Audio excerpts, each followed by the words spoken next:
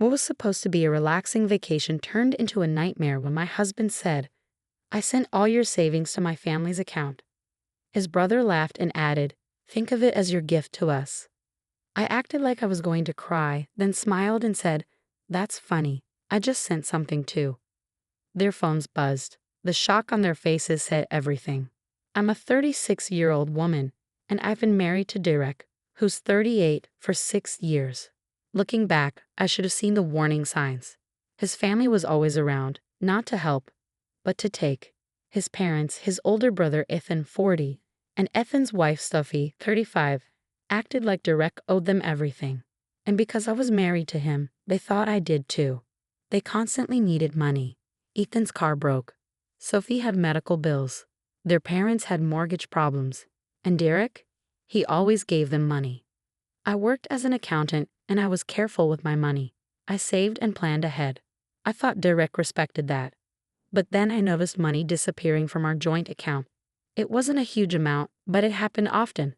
He always had a reason. Ethan needed help with rent. Mom needed money for groceries. Sophie's car broke again. I told him to stop. He promised he would. But he didn't. So I stopped putting money into our joint account. I moved everything into my personal savings and didn't tell him how much I had. I thought that would protect me. I was wrong. Derek planned a vacation, just the two of us. He paid for the flights, and I booked the resort, Maldives. It was beautiful. The first 2 days were amazing, then came the third night. We were having a fancy dinner on the beach when Derek took my hands, smiled, and said, "I transferred your savings to my family." I froze.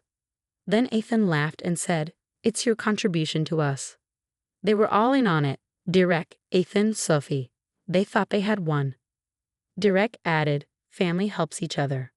But I wasn't family. I was just their source of money.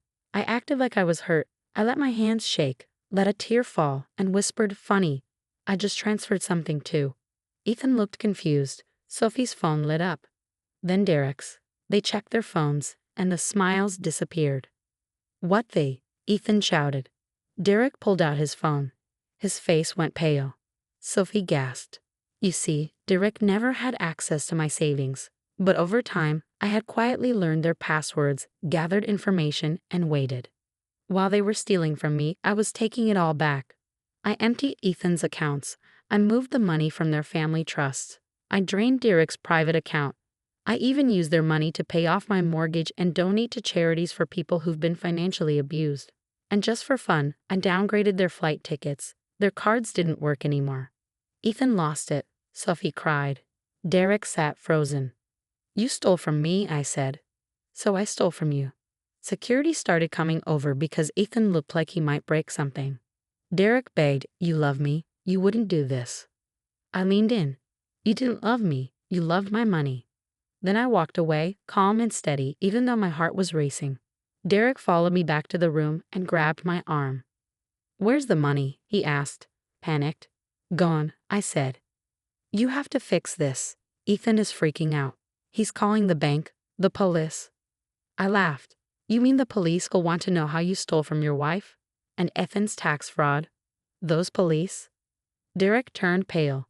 He knew I wasn't bluffing. I stepped closer. "You thought I'd just cry and do nothing. After 6 years, you still underestimated me." That's when I saw real fear in his eyes. Then he said something that made me pause. "Ethan's not just angry. He knows dangerous people. If we don't fix this, it won't be just legal trouble. It could get much worse." For the first time, I hesitated. Ethan had always been shady. I had ignored it before. My stomach twisted in fear, but I didn't let Derek see it. "Not my problem," I said, pushing past him into the villa. I locked the door and grabbed my phone. Less than an hour later, I heard shouting outside. It was Ethan and Sophie, her voice high and scared. "We have to talk to her.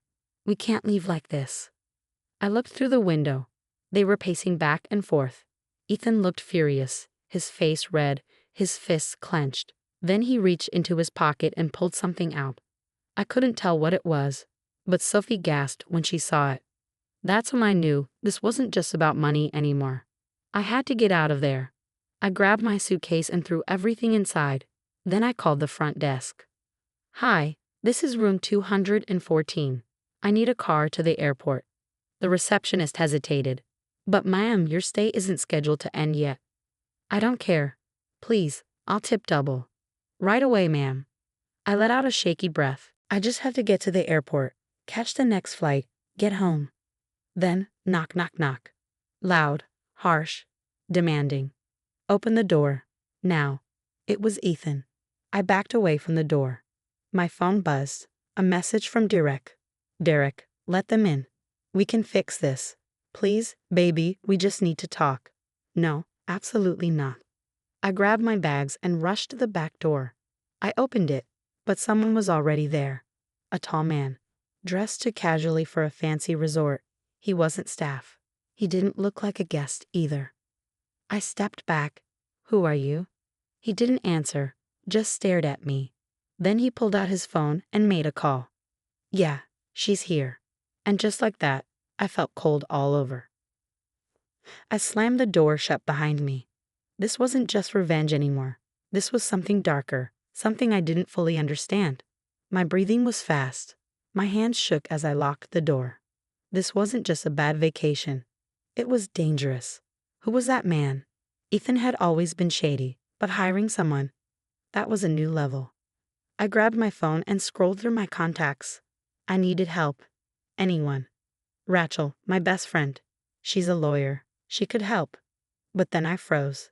No signal. I ran to the window and checked the Wi-Fi. Nothing. They had cut me off. Then came a knock. And a voice, smooth, calm. You can come out, sweetheart. Let's not make this harder than it has to be. It wasn't Derek. It wasn't Ethan. It was him, the man outside. I backed away. This wasn't just about money anymore. I had underestimated Ethan, badly. I had taken their money, their savings, trust funds, even Derek's account. But there was one account I hadn't touched. Ethan's offshore account. I found it a year ago when Derek left his laptop open. The numbers didn't add up. The bank was in another country. I did some digging. It wasn't just shady, it was criminal. Money laundering. Fraud. Worse. I didn't say anything then. I thought it wasn't my problem. But now? Now I realized just how deep this mess went. I had to get out, but how? Front door, Ethan and Sophie.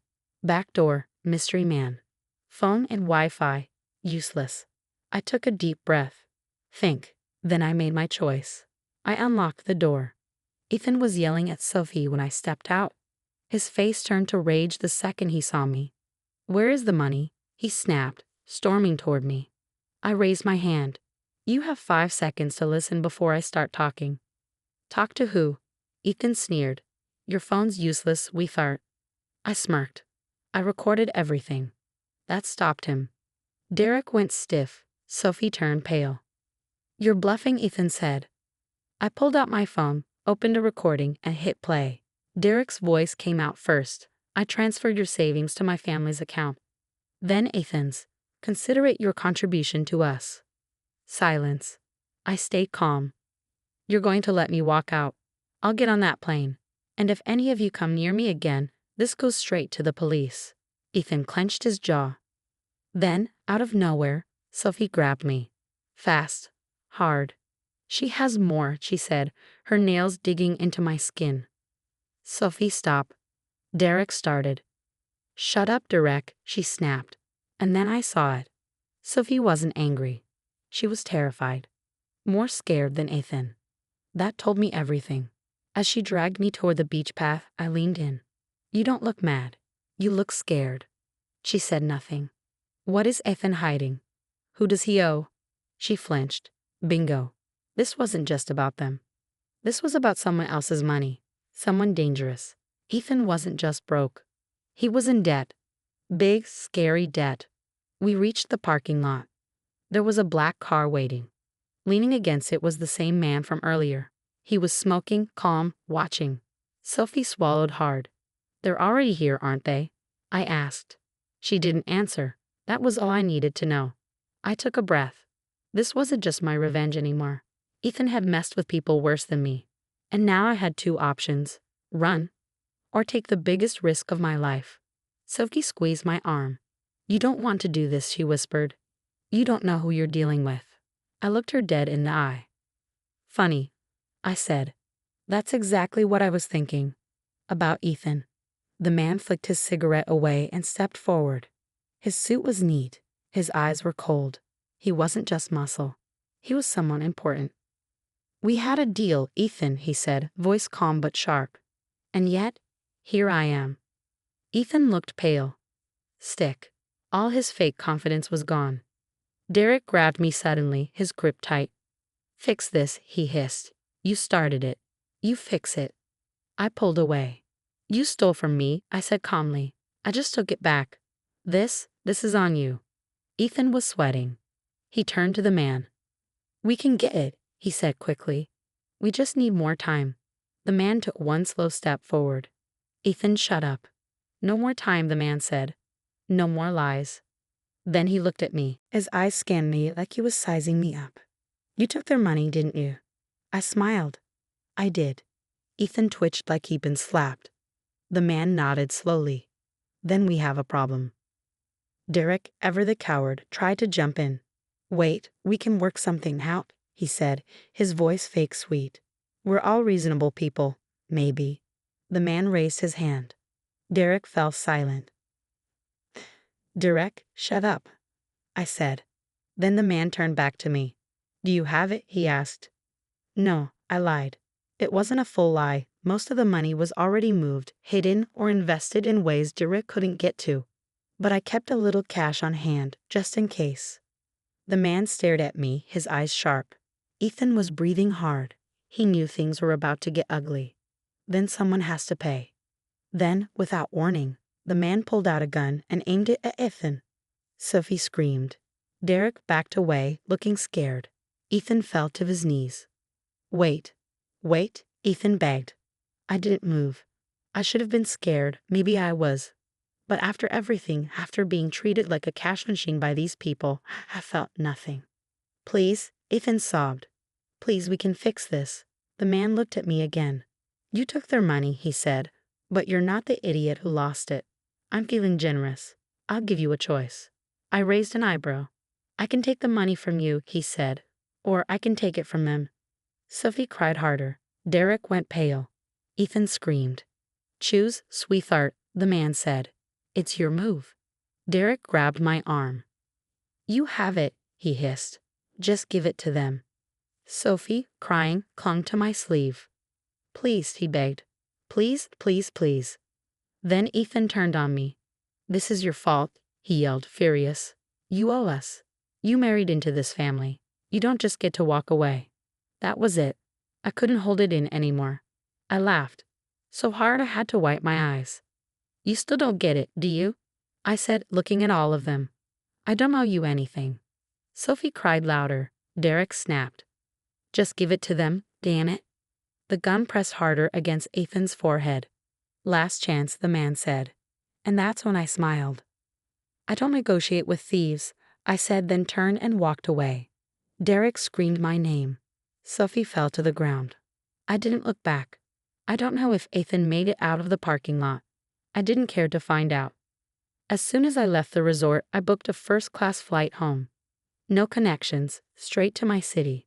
By the time I landed, I had blocked all their numbers. Derek, he tried to reach me. Emails, fake social media accounts, even a handwritten letter begging me to fix things. Then the threats came. You'll regret this. I'll ruin you. You have no idea what you've done. And my favorite, I still love you. I sent everything to my lawyer. Derek got charged with fraud. I never heard from Ethan again. Sophie left him and ran back to her parents. As for me, I sat back in my paid-off house, sipping expensive wine, watching Derek's life fall apart. Because karma isn't a bitch. I am.